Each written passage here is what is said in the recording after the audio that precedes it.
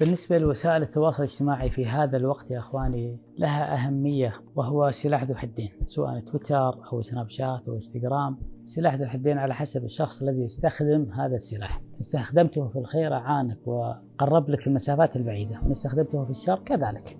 الله عز وجل فتح علي في هذا البرنامج وقدم من المساعدات، ووقفنا مع أناس كثر لا يحصيهم إلا الله سبحانه وتعالى، من تقديم المساعدات، من شراء السيارات، من شراء المنازل، من عمليات التكميم، من عمليات طفل الأنابيب، من علاج المرضى. وتويتر بالنسبة لي هو السلاح الذي استخدمه في هذا المجال الخيري الذي عرف عبد المانع من خلال حسابه في تويتر. وأن الله عز وجل جمع لي في هذا الحساب بين أصحاب الأيادي البيضاء رجال الأعمال والناس المحتاجة، كل هؤلاء يجتمعون في حسابي، والله عز وجل يقضي الحاجات ويسدد ويلبي طلبات المحتاجين. كثير من الحالات تمت من غير علمي، يتواصل رجل الأعمال أو فاعل الخير مع المحتاج. وخاصة نحن في الشهر المبارك شهر رمضان تجد أصحاب الأموال، أصحاب الأيادي البيضاء يبذلون وينفقون، بل يسعون ويتحرون عن المحتاج حتى يقدمون له هذه المساعدة ويقدمون له هذه الأموال.